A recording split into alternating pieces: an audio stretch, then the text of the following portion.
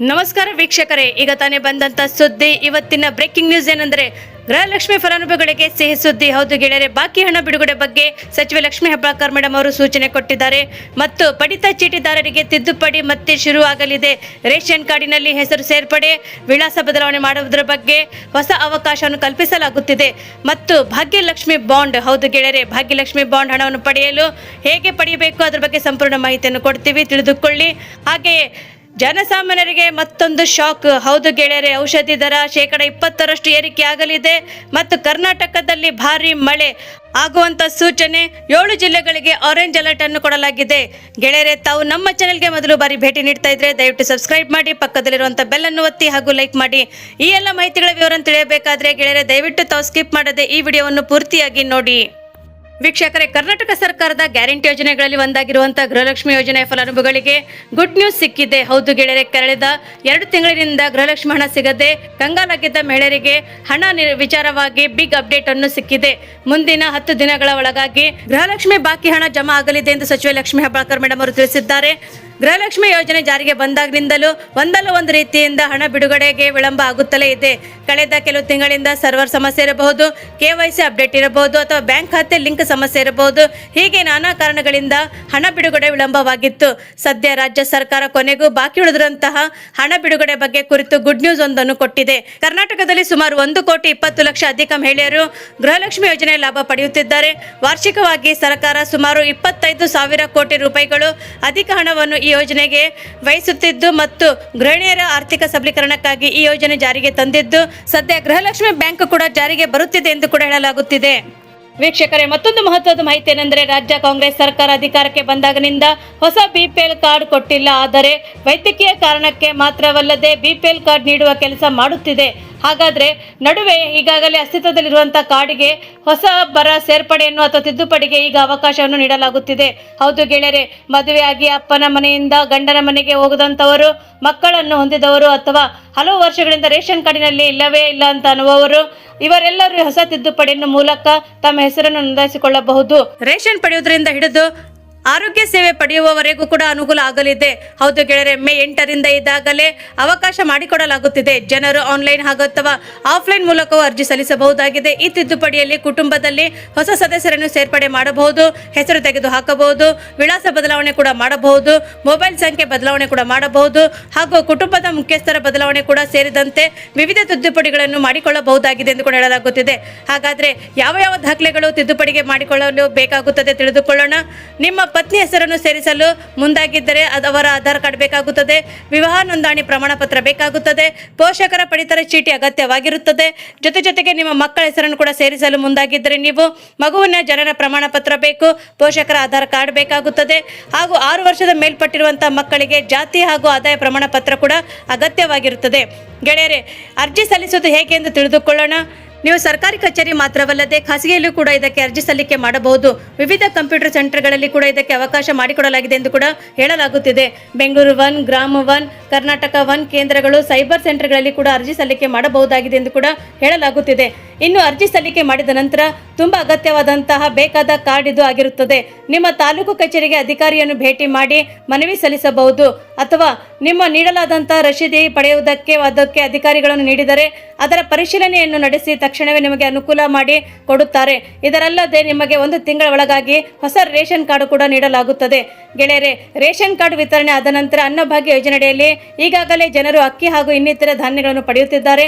ಇನ್ಮುಂದೆ ಪ್ರದೇಶವಾರು ರಾಗಿ ಹಾಗೂ ಜೋಳವನ್ನು ಕೂಡ ವಿತರಣೆ ಮಾಡಲಾಗುತ್ತದೆ ಎಂದು ಕೂಡ ಹೇಳಲಾಗುತ್ತಿದೆ. ಈ ಮೊದಲು ಓರ್ವ ವ್ಯಕ್ತಿಗೆ 10 kg ಅಕ್ಕಿ ನೀಡಿದ್ದಲ್ಲಿ ಅವರ ಬೇರೆಯವರಿಗೆ ಮಾರಾಟ ಮಾಡುತ್ತಿದ್ದರು. ಅದನ್ನು ಮನಗಂಡು ಅಕ್ಕಿ ಬದಲಾಗಿ 2 kg ರಾಗಿ ಅಥವಾ ಜೋಳ ವಿತರಣೆ ಮಾಡಲಾಗುತ್ತಿದೆ.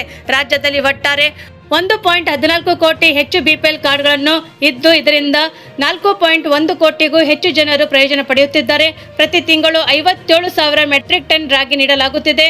ಈ ನಡುವೆ ರಾಗಿ ಮಾರಾಟ ಮಾಡಲು ಮೇ 15ರವರೆಗೆ ಮಾತ್ರ ನೋಂದಾಯಿತ ರೈತರಿಗೆ ಮಾತ್ರ ಈ ಅವಕಾಶವನ್ನು ಕಲ್ಪಿಸಿಕೊಡಲಾಗಿದೆ ಎಂದು ಕೂಡ ಹೇಳಲಾಗುತ್ತಿದೆ.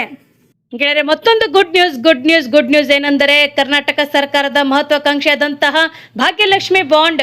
ಹೌದು ಗೆಳೆಯರೆ, ಭಾಗ್ಯಲಕ್ಷ್ಮಿ ಯೋಜನೆ ಅಡಿಯಲ್ಲಿ ನೋಂದಾಯಿಸಿಕೊಂಡಿರುವಂತಹ ಹೆಣ್ಣು ಮಕ್ಕಳ ಬಾಂಡ್ ಅವರ ಮೆಚುರಿಟಿ ನಂತರ ಸುಮಾರು 1 ಲಕ್ಷ ರೂಪಾಯಿ ಒಳಗೂ ಕೂಡ ಹಣವನ್ನು ಪಡೆಯಲು ಅನುಸರಿಸಬೇಕಾದಂಥ ಕ್ರಮಗಳು ಅಥವಾ ಅಗತ್ಯ ದಾಖಲೆಗಳು ನಾವು ತಿಳಿಸ್ತಾ ಇದ್ದೀವಿ. ಅದರ ಬಗ್ಗೆ ಮಾಹಿತಿಯನ್ನು ಕೊಡ್ತಾ ಇದ್ದೀವಿ, ತಿಳಿದುಕೊಳ್ಳಿ.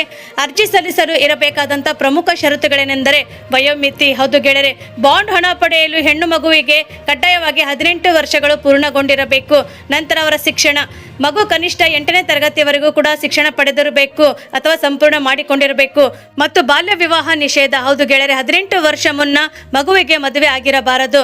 ಮತ್ತು ಬಾಲಕಾರ್ಮಿಕ ಪದ್ಧತಿ. ಗೆಳೆಯರೆ, ಮಗು ಯಾವುದೇ ಬಾಲಕಾರ್ಮಿಕ ಚಟುವಟಿಕೆಯಲ್ಲಿ ತೊಡಗಿಸಿಕೊಂಡಿರಬಾರದು. ಮತ್ತು ಅಗತ್ಯ ಇರುವಂಥ ಇದಕ್ಕೆ ದಾಖಲೆಗಳೇನು ಬೇಕಾಗುತ್ತದೆ ಎಂದರೆ, ಭಾಗ್ಯಲಕ್ಷ್ಮಿ ಬಾಂಡ್ ಪಡೆಯಲು ಒಂದು ವೇಳೆ ಬಾಂಡ್ ಕಳೆದು ಹೋಗಿದ್ದರೆ ಅದರ ಜೆರಾಕ್ಸ್ ಪ್ರತಿ ಅಥವಾ ಸ್ವಯಂ ಘೋಷಣಾ ಪ್ರಮಾಣ ಪತ್ರ ನೀಡಬೇಕಾಗುತ್ತದೆ. ಆಧಾರ್ ಕಾರ್ಡ್ ಇದಕ್ಕೆ ಬೇಕಾಗುತ್ತದೆ. ಮಗುವಿನ ಆಧಾರ್ ಕಾರ್ಡ್ ಕಡ್ಡಾಯವಾಗಿರುತ್ತದೆ, ಯಾಕೆಂದರೆ ಬಾಂಡ್ನಲ್ಲಿರುವಂಥ ಹೆಸರು ಅಥವಾ ಆಧಾರ್ ಕಾರ್ಡ್ ಹೆಸರು ಒಂದೇ ಆಗಿರಬೇಕಾಗಿರುತ್ತದೆ. ಮತ್ತು ತಂದೆ ತಾಯಿಯ ಆಧಾರ್ ಕಾರ್ಡ್ ಕೂಡ ಇದಕ್ಕೆ ಬೇಕಾಗುತ್ತದೆ. ಪೋಷಕರ ಆಧಾರ್ ಕಾರ್ಡ್ ಪ್ರತಿ ಕೂಡ ಇದಕ್ಕೆ ಕಂಪಲ್ಸರಿ ಸಲ್ಲಿಸಬೇಕಾಗುತ್ತದೆ. ಭಾವಚಿತ್ರಗಳು. ಹೌದು ಗೆಳೆಯರೆ, ಮಗುವಿನ 3 ಅಥವಾ 4 ಪಾಸ್ಪೋರ್ಟ್ ಸೈಜಿನ ಫೋಟೋಗಳು ಇದಕ್ಕೆ ಬೇಕಾಗುತ್ತದೆ. ಮತ್ತು ಬ್ಯಾಂಕ್ ಖಾತೆ ಕೂಡ ಇದಕ್ಕೆ ಬೇಕಾಗುತ್ತದೆ. ಮಗುವಿನ ಹೆಸರಿನಲ್ಲಿರುವಂತಹ ಬ್ಯಾಂಕ್ ಖಾತೆ ಅಥವಾ ತಂದೆ ತಾಯಿಯೊಂದಿಗೆ ಹೊಂದಿರುವಂತಹ ಜಂಟಿ ಖಾತೆ ವಿವರ ಕೂಡ ಇದಕ್ಕೆ ಸಲ್ಲಿಸಬಹುದಾಗಿದೆ. ಮತ್ತು ವ್ಯಾಸಂಗ ಪ್ರಮಾಣ ಪತ್ರ. ಹೌದು ಗೆಳೆಯರೆ, ಇದು ಬಹಳ ಮುಖ್ಯವಾದದ್ದು, ಯಾಕೆಂದರೆ ಓದಿದ ಶಾಲೆಯಿಂದ ಪಡೆದ 8ನೇ ತರಗತಿವರೆಗಿನ ವ್ಯಾಸಂಗ ಪ್ರಮಾಣ ಪತ್ರ ಬೇಕಾಗುತ್ತದೆ. ಅದರ ಜೊತೆಗೆ ಜನನ ಪ್ರಮಾಣ ಪತ್ರ ಕೂಡ ಬೇಕಾಗುತ್ತದೆ. ಮಗುವಿನ ಬರ್ತ್ ಸರ್ಟಿಫಿಕೇಟ್ ಕಡ್ಡಾಯವಾಗಿರುತ್ತದೆ. ಅರ್ಜಿ ಸಲ್ಲಿಸುವುದು ವಿಧಾನ ಏನೆಂದರೆ, ಫಲಾನುಭವಿಗಳು ತಮ್ಮ ವ್ಯಾಪ್ತಿಯ ಅಂಗನವಾಡಿ ಕಾರ್ಯಕರ್ತೆಯರ ಮೂಲಕ ಅರ್ಜಿಯನ್ನು ಸಲ್ಲಿಸಬಹುದು ಅಥವಾ ನೇರವಾಗಿ ತಾಲೂಕು ಮಟ್ಟದ ಶಿಶು ಅಭಿವೃದ್ಧಿ ಯೋಜನಾಧಿಕಾರಿಗಳ ಕಚೇರಿಗೆ ಭೇಟಿ ನೀಡಿ ಮೆಚುರಿಟಿ ಕ್ಲೇಮ್ ಫಾರ್ಮ್ ಅನ್ನು ಪಡೆದು ಭರ್ತಿ ಮಾಡಿ ಸಲ್ಲಿಸಬಹುದಾಗಿದೆ. ಅರ್ಜಿಯೊಂದಿಗೆ ಇವೆಲ್ಲ ತಿಳಿಸಿದಂಥ ದಾಖಲೆಗಳನ್ನು ಲಗತ್ತಿಸಬೇಕಾಗುತ್ತದೆ ಮತ್ತು ಸ್ವಯಂ ಘೋಷಣಾ ಪತ್ರಕ್ಕೆ ಸಹಿ ಮಾಡಬೇಕಾಗುತ್ತದೆ. ಹಾಗಾದರೆ ಹಣ ಯಾವಾಗ ಜಮಾ ಮಾಡಿಕೊಳ್ಳಬೇಕು ಅದು ಕೂಡ ತಿಳಿದುಕೊಳ್ಳೋಣ. ಅರ್ಜಿ ಸಲ್ಲಿಸಿದಂಥ ಎಲ್ಲ ದಾಖಲೆಗಳನ್ನು ಸರಿಯಾಗಿದ್ದರೆ ಅಧಿಕಾರಿಗಳ ಅನುಮೋದನೆ ನಂತರ ಅಂದಾಜು 1 ರಿಂದ 2 ತಿಂಗಳ ಒಳಗಾಗಿ ಹಣವು ನೇರವಾಗಿ ಫಲಾನುಭವಿಗಳ ಬ್ಯಾಂಕ್ ಖಾತೆಗೆ ಜಮಾ ಆಗುತ್ತದೆ. ಮತ್ತು ಗಮನಿಸಬೇಕಾದಂಥ ಮುಖ್ಯ ಮಾಹಿತಿ ಏನೆಂದರೆ, ಒಂದು ವೇಳೆ ಮಗು 18 ವರ್ಷ ತುಂಬುವ ಮುನ್ನವೇ ಮರಣ ಹೊಂದಿದ್ದರೆ ಆ ಹಣವು ಲಭ್ಯವಾಗಿರುವುದಿಲ್ಲ.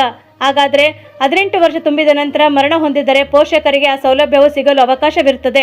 ಸುಳ್ಳು ಮಾಹಿತಿ ನೀಡಿ ಹಣ ಪಡೆಯಲು ಯತ್ನಿಸಿದರೆ ಕಾನೂನು ಕ್ರಮ ಎದುರಿಸಬೇಕಾಗುತ್ತದೆ. ಹೆಚ್ಚಿನ ಮಾಹಿತಿಗಾಗಿ ನಿಮ್ಮ ಹತ್ತಿರದ ಅಂಗನವಾಡಿ ಕೇಂದ್ರ ಅಥವಾ CDPO ಕಚೇರಿಯನ್ನು ಸಂಪರ್ಕಿಸಬಹುದಾಗಿದೆ ಎಂದು ಕೂಡ ಹೇಳಲಾಗುತ್ತಿದೆ. ವೀಕ್ಷಕರೇ, ಜನಸಾಮಾನ್ಯರಿಗೆ ಮತ್ತೊಂದು ಶಾಕಿಂಗ್ ನ್ಯೂಸ್ ಏನೆಂದರೆ, ಮಧ್ಯಪ್ರಾಚ್ಯದಲ್ಲಿ ನಡೆಯುತ್ತಿರುವಂತಹ ಯುದ್ಧದ ಜಾಗತಿಕ ಪರಿಣಾಮಗಳು ಇದೀಗ ನೇರವಾಗಿ ಭಾರತದ ಜನಸಾಮಾನ್ಯರ ಮೇಲೆಗೆ ಕೂಡ ಬೀಳುತ್ತಿದೆ. ಇಂಧನ ಹಾಗೂ ಆಹಾರ ಪದಾರ್ಥಗಳಿಗೆ ಬೆಲೆ ಏರಿಕೆಯ ಬೆನ್ನಲ್ಲೇ ಇದೀಗ ಜೀವರಕ್ಷಕ ಔಷಧಿಗಳ ಬೆಲೆಯೂ ಕೂಡ ಗಗನಕ್ಕೆ ಏರುತ್ತಿರುವುದು ಸಾಮಾನ್ಯವಾಗಿ ಸಾರ್ವಜನಿಕರಿಗೆ ಇದು ತೀವ್ರ ಆತಂಕವನ್ನು ಮೂಡಿಸಿದೆ ಎಂದು ಕೂಡ ಹೇಳಲಾಗುತ್ತಿದೆ. ಕರ್ನಾಟಕ ಫಾರ್ಮ್ ಮೆಡಿಕಲ್ ಅಸೋಸಿಯೇಷನ್ ಕೂಡ ನೀಡುತ್ತಿರುವಂತಹ ಮಾಹಿತಿ ಪ್ರಕಾರ ಮಾರುಕಟ್ಟೆಗೆ ಬರುತ್ತಿರುವಂತಹ ಹೊಸ ಬ್ಯಾಚ್ನ ಔಷಧಿಗಳು ಬೆಲೆಯಲ್ಲಿ ಕೂಡ ಸರಾಸರಿ 15 ರಿಂದ 20% ಹೆಚ್ಚಳವಾಗಿದೆ ಎಂದು ಕೂಡ ಹೇಳಲಾಗುತ್ತಿದೆ. ಮತ್ತು ಯುದ್ಧದ ಹಿನ್ನೆಲೆಯಲ್ಲಿ ಜಾಗತಿಕ ಪೂರೈಕೆ ಸರಪಳಿ ಪರಿಣಾಮವಾಗಿ ಸಂಪೂರ್ಣವಾಗಿ ಏರುಪೇರು ಆಗುತ್ತಿದೆ ಎಂದು ಕೂಡ ಬೆಲೆ ಏರಿಕೆಗೆ ಮುಖ್ಯ ಕಾರಣವಾಗಿದೆ ಎಂದು ಕೂಡ ಹೇಳಲಾಗುತ್ತಿದೆ. ಮಾತ್ರೆಗಳು ಮತ್ತು ಸಿರಪ್ಗಳ ತಯಾರಿಕೆಗೆ ಪೆಟ್ರೋಕೆಮಿಕಲ್ಸ್ ಅಗತ್ಯವಾಗಿ ಬೇಕಾಗುತ್ತದೆ. ಆದರೆ ಮಧ್ಯಪ್ರಾಚ್ಯದ ಬಿಕ್ಕಟ್ಟಿನಿಂದಾಗಿ ಕಚ್ಚಾ ತೈಲ ಅಥವಾ ಪೆಟ್ರೋಕೆಮಿಕಲ್ಸ್ ಆಮದು ವೆಚ್ಚ ದುಬಾರಿಯಾಗಿದೆ. ಸಾಗಣೆ ಸಮಯದಲ್ಲೇ ವೆಚ್ಚ 2 ಪಟ್ಟು ಹೆಚ್ಚಾಗಿರುವುದರಿಂದ ಫಾರ್ಮ್ ಕಂಪನಿಗಳು ಅನಿವಾರ್ಯವಾಗಿ ಹೊಸ ಬ್ಯಾಚ್ನ ಮೆಡಿಸಿನ್ಗಳನ್ನು ದರವನ್ನು ಹಂತವಾಗಿ ಏರಿಕೆ ಮಾಡುತ್ತಿದೆ. ಹಾಗಾದರೆ ಈ ಏರಿಕೆಯ ಬಿಸಿ ಕೇವಲ ಸಾಮಾನ್ಯ ಕಾಯಿಲೆಗಳಿಗಷ್ಟೇ ಅಲ್ಲದೆ ಸೀಮಿತವಾಗಿಲ್ಲದೆ ಮತ್ತು ನಿತ್ಯವೂ ಬಳಸುವಂತಹ BP, ಶುಗರ್, ಇಂತಹ ಹೃದಯ ರೋಗದ ಸಂಬಂಧ ಔಷಧಿಗಳಿರಬಹುದು ಅಥವಾ ಗ್ಯಾಸ್ಟ್ರಿಕ್ ಟ್ಯಾಬ್ಲೆಟ್ಸ್ ಇರಬಹುದು, ಕಫ್ ಸಿರಪ್ ಇರಬಹುದು, ಐರನ್ ಟಾನಿಕ್ ಇರಬಹುದು, ಜ್ವರಕ್ಕೆ ಬಳಸುವಂಥ ಪ್ಯಾರಾಸಿಟಮಲ್ ಸೇರಿದಂತೆ ಸುಮಾರು 600ಕ್ಕೂ ಹೆಚ್ಚು ಅಗತ್ಯ ಔಷಧಿಗಳ ಬೆಲೆ ಸದ್ದಿಲ್ಲದೆ ಹೆಚ್ಚಾಗುತ್ತಿದೆ ಎಂದು ಕೂಡ ಹೇಳಲಾಗುತ್ತಿದೆ. ದಿನನಿತ್ಯ ಮಾತ್ರೆಗಳನ್ನೇ ನಂಬಿ ಬದುಕುವಂತಹ ವೃದ್ಧರು ಮತ್ತು ಮಧ್ಯಮ ವರ್ಗದ ಕುಟುಂಬಗಳಿಗೆ ಇದು ತೊಂದರೆ ಆಗಬಹುದೆಂದು ಕೂಡ ಹೇಳಲಾಗುತ್ತಿದೆ. ಔಷಧಿಗಳ ಜೊತೆಗೆ ದಿನ ಬಳಕೆಯ ಸೌಂದರ್ಯವರ್ಧಕಗಳು ಅಥವಾ BP ಟ್ಯಾಬ್ಲೆಟ್ಸ್ಗಳು, ಮಕ್ಕಳಿಗೆ ಆರೈಕೆಯುವಂಥ ಉತ್ಪನ್ನಗಳು ಬದಲಾಗಿ ಗಣನೀಯ ಏರಿಕೆ ಕಂಡು ಬಂದಿದೆ. ಮಕ್ಕಳ ಪೌಡರ್ ಇರ್ಬೋದು, ಸೋಪ್ ಇರ್ಬೋದು, ಲೋಷನ್ ಹಾಗೂ ಕ್ರೀಮ್ಗಳು ಇದು ದರದಲ್ಲಿ ಕೂಡ ಗ್ರಾಹಕರಿಗೆ ಶಾಕ್ ನೀಡುತ್ತಿದೆ. ಅತ್ಯಗತ್ಯವಾದಂಥ ವಸ್ತುಗಳ ಪಟ್ಟಿಯಲ್ಲಿರುವಂಥ ಇವೆಲ್ಲವೂ ಬೆಲೆ ಏರಿಕೆ ಪ್ರತಿಯೊಂದು ಕುಟುಂಬದ ಮಾಸಿಕ ಬಜೆಟ್ ಅನ್ನು ಏರುಪೇರು ಮಾಡುತ್ತಿದೆ. ಅತಿ ಮುಖ್ಯವಾದಂಥ ವಿಷಯವೇನೆಂದರೆ, ಬೆಲೆ ಏರಿಕೆಯ ಆಟವು ಸದ್ಯಕ್ಕಂತೂ ನಿಲ್ಲುವ ಲಕ್ಷಣಗಳು ಕೂಡ ಕಾಣುತ್ತಿಲ್ಲ. ಮಧ್ಯಪ್ರಾಚ್ಯ ಯುದ್ಧದ ಪರಿಸ್ಥಿತಿಯಿಂದಾಗಿ ತಿಳಿದುಕೊಂಡು ಜಾಗತಿಕ ಮಾರುಕಟ್ಟೆ ಅಥವಾ ಪೂರೈಕೆ ವ್ಯವಸ್ಥೆಯ ಯಥಾಸ್ಥಿತಿಗೆ ಬರುವವರೆಗೂ ಕೂಡ ದರ ಏರಿಕೆಯ ಪ್ರಕ್ರಿಯೆ ನಿರಂತರವಾಗಿ ಮುಂದುವರಿಯಲಿದೆ ಎಂದು ಕೂಡ ಕರ್ನಾಟಕ ಫಾರ್ಮ್ ಮೆಡಿಕಲ್ ಅಸೋಸಿಯೇಷನ್ ಸ್ಪಷ್ಟಪಡಿಸಿದೆ. ಮತ್ತು ಇದು ಸಾರ್ವಜನಿಕರ ವಲಯದಲ್ಲಿ ಮತ್ತಷ್ಟು ಆತಂಕಕ್ಕೆ ಕಾರಣವಾಗಿದೆ ಎಂದು ಕೂಡ ಹೇಳಲಾಗುತ್ತಿದೆ. ವೀಕ್ಷಕರೇ, ಕರ್ನಾಟಕದಲ್ಲಿ ಮುಂಗಾರು ಪೂರ್ವ ಮಳೆಯ ಅಬ್ಬರ ದಿನದಿಂದ ದಿನಕ್ಕೆ ಹೆಚ್ಚಾಗುತ್ತಿದ್ದು ರಾಜ್ಯದ ಹಲವು ಜಿಲ್ಲೆಗಳಲ್ಲಿ ಮುಂದಿನ 4 ದಿನಗಳ ಕಾಲ ಭಾರೀ ಮಳೆ ಆಗುವ ಮತ್ತು ಬಿರುಗಾಳಿ ಬೀಸುವಂತಹ ಮುನ್ಸೂಚನೆಯನ್ನು ನೀಡಲಾಗಿದೆ. ಭಾರತೀಯ ಹವಾಮಾನ ಇಲಾಖೆಯು ರಾಜ್ಯದ ಉತ್ತರ ಮತ್ತು ದಕ್ಷಿಣ ಒಳನಾಡಿನ ಕೆಲವು ಜಿಲ್ಲೆಗಳಲ್ಲಿ ಆರೆಂಜ್ ಅಲರ್ಟ್ ಅನ್ನು ಮತ್ತು ಕರಾವಳಿ ಭಾಗಗಳಲ್ಲಿ ಯೆಲ್ಲೋ ಅಲರ್ಟ್ ಅನ್ನು ಘೋಷಿಸಿದೆ. ಗೆಳೆಯರೆ, ಮುಖ್ಯವಾಗಿ ಉತ್ತರ ಕನ್ನಡ ನಾಡಿನ ಧಾರವಾಡ, ಗದಗ, ಹಾವೇರಿ, ಕೊಪ್ಪಳ ಜಿಲ್ಲೆಗಳಲ್ಲಿ ಗಂಟೆಗೆ 50 ರಿಂದ 60 ಕಿಲೋಮೀಟರ್ ವೇಗದ ಗಾಳಿ ಬೀಸುವ ಸಾಧ್ಯತೆ ಇದ್ದು, ಗುಡುಗು ಮಿಂಚಿನೊಂದಿಗೆ ಆನೆಕಲ್ಲು ಬೀಳುವಂತ ಮಳೆಯಾಗುವಂತ ಮುನ್ಸೂಚನೆ ಕೂಡ ಕೊಡಲಾಗಿದೆ. ಇದಕ್ಕೆ ಕಾರಣವೆಂದರೆ 4 ಜಿಲ್ಲೆಗಳಿಗೆ ಆರೆಂಜ್ ಅಲರ್ಟ್ ಅನ್ನು ನೀಡಲಾಗಿದೆ. ಜೊತೆಗೆ ದಕ್ಷಿಣದ ಒಳನಾಡಿನ ದಾವಣಗೆರೆ, ಶಿವಮೊಗ್ಗ, ವಿಜಯನಗರದಲ್ಲಿ ಈ ಜಿಲ್ಲೆಗಳಲ್ಲಿಯೂ ಕೂಡ ಭಾರೀ ಮಳೆ ಆಗುವಂತ ಸಾಧ್ಯತೆ ಇದೆ ಎಂದು ಕೂಡ ಹವಾಮಾನ ಇಲಾಖೆಯು ಎಚ್ಚರಿಕೆ ನೀಡಿದೆ.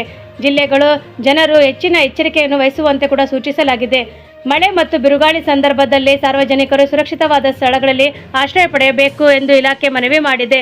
ರೈತರು, ಜಾನುವಾರು ಸಾಕಾಣಿಕೆಗಾರರು ಮತ್ತು ಬೆಳೆ ಹಾಗೂ ಪಶು ರಕ್ಷಣೆಯ ಅಗತ್ಯ ಮುನ್ನೆಚ್ಚರಿಕೆ ಕ್ರಮ ಕೈಗೊಳ್ಳಬೇಕೆಂದು ಸೂಚಿಸಲಾಗಿದೆ.